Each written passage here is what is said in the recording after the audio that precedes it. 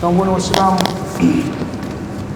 unwani khutba ilikuwa unwani yake kila nafsi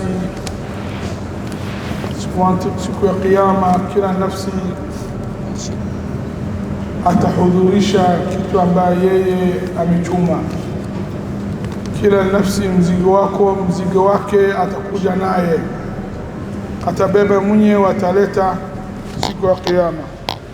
Tanguni Waislamu, kila binadamu afanye kitu, hata kama watu hawakuoni, lazima ujue Mungu anajua kila kitu, na wala huwezi kujificha kwa Allah subhanahu wa ta'ala. Allah katika aya sura al-Isra anasema, baada kuongea haki ya wazazi, lazima wazazi tumfanyie wema, waza tumabudu yeye Mungu, kisha tumfanyie wema wazazi, hasa tumfanyie wema wazazi wakati umekuwa na umri kubwa. Siongee nayo kwa neno ya neno ya kukera, usimwambie, usimkere, umhurumie, hasa kama umeingia umri kubwa. Kisha Allah akasema, huenda mmoja wenu anaambia maneno, anamvunjia heshima wazazi wake, wakati yeye sio maksudi yake hivi, sio lengo yake hivi, ametereza, ameghafilika, ametereza kibinadamu, lakini nia yake sio kumvunjia heshima wazazi, lakini ametereza, amemvunjia heshima, lakini kwa nia anajuta, wala sio maksudi yake hivi. Mungu anasema subhanahu wa ta'ala, Mungu anajua zaidi kitu yuko ndani nafsi zenu.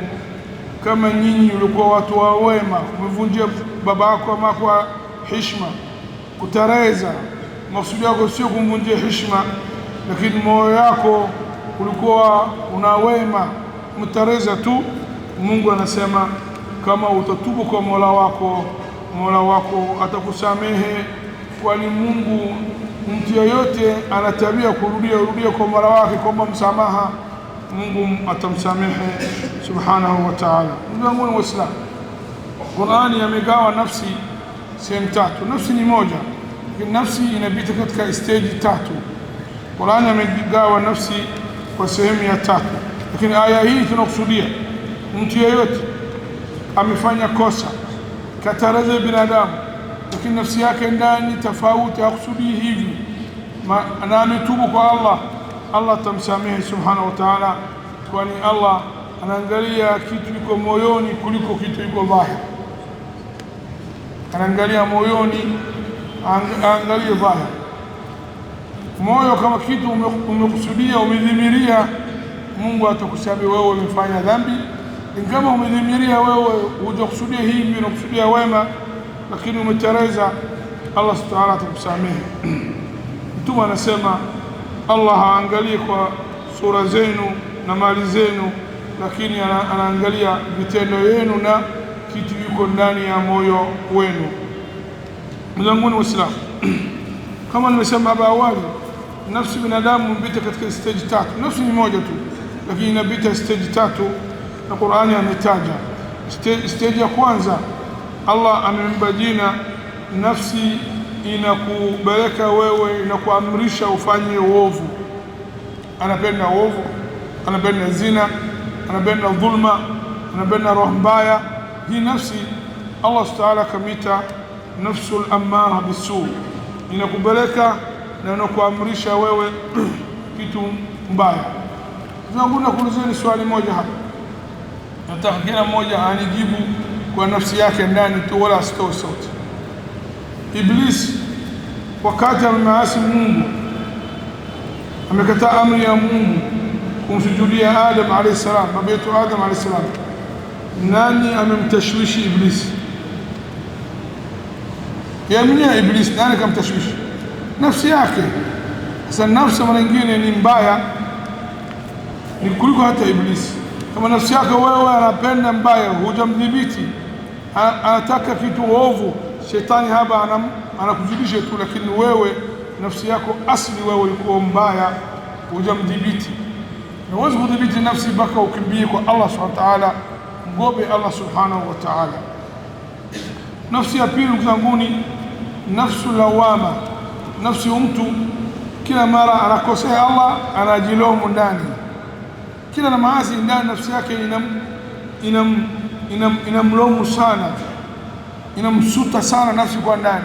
Hii stage ya pili ambayo an-nafsu lawama, na hii stage hii nafsi ambayo nafsi yako yuko macho, huyu nafsi hii yuko makini, kila anakosea anajuta, anajua kama amekosea Mungu.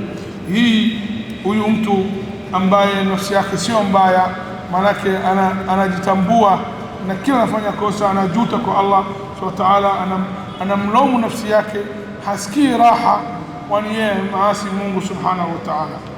Nafsi ambaye stage ya juu kabisa, stage ya high kabisa, nafsi inaitwa al-mutmainna, nafsi ambaye ana utulivu, ambaye nafsi hii alikuwa nafsi amekubali Allah ta'ala hukumu yake, ana imani thabiti, ameridhika na kitu yote amepanga Mungu, yeye hajali, ni kama jabali, kila inakuja upepe kwake yeye wala hahisi.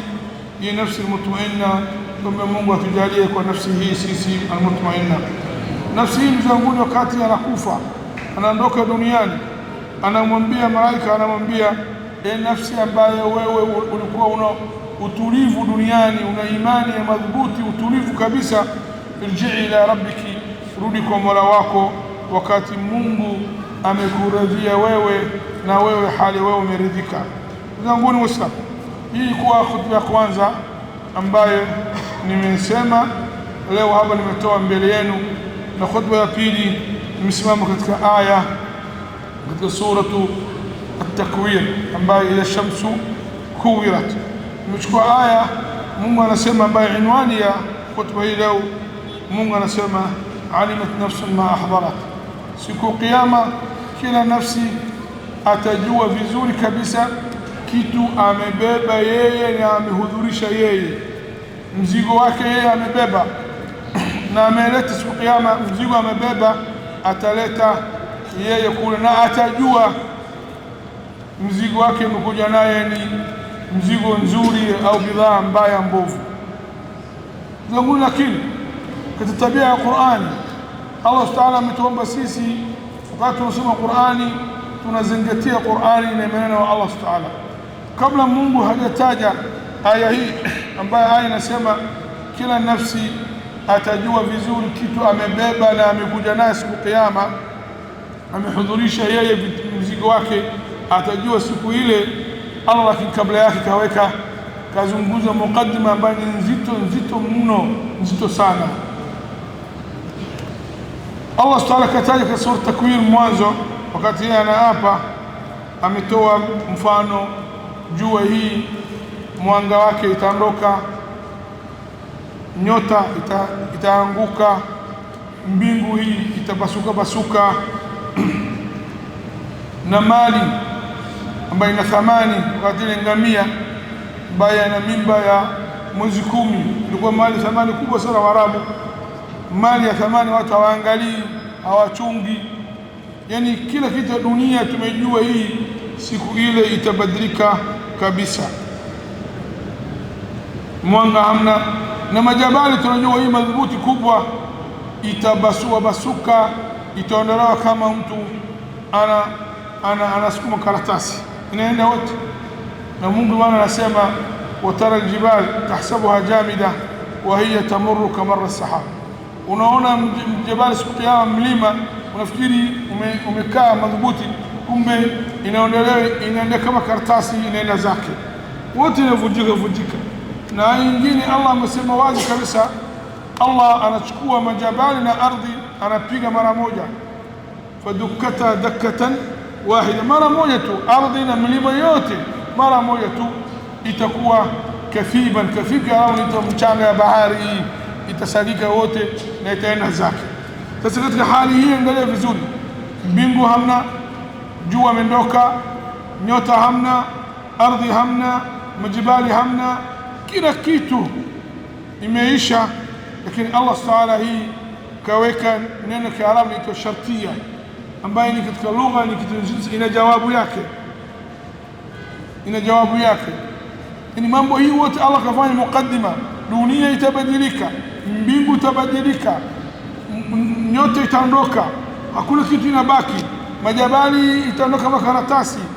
Hii wote Allah wote kaweka hii, yani sentensi 12. Baadaye anasema Mungu siku ile kila nafsi kitu amechuma atabeba na atakuja naye. Katika aya hii tutapata faida gani? Tutapata faida, mimi na wewe tuko safarini, ndio sisi mimi na wewe begi yetu tuweke katika mzigo vizuri kabisa. Mtu anasafiri lazima begi yake ajandae mapema, afunge mapema kabla ndege flight asimacha. Flight ni kifo hii, hatujui utakufa lini. Sasa mzigo wako hii utaondoka naye ndugu yangu. Kila kitu dunia itabadilika. Mbingu hamna jua, hamna nyota, hamna ardhi. Tutakaa katika ardhi nyingine kama Mtume anasema, na mbingu nyingine tofauti. Yawma tubaddalu al-ardu ghayra al-ardi was-samawat, itabadilisha wote. Itakuja mbingu nyingine mpya na ardhi nyingine mpya ambayo Mtume anasema ni maupe kama barafu, tofauti na ardhi hii. Sasa maksudi yangu lazima uelewe vizuri, Allah mabadiliko hii mkubwa itatoka katika dunia.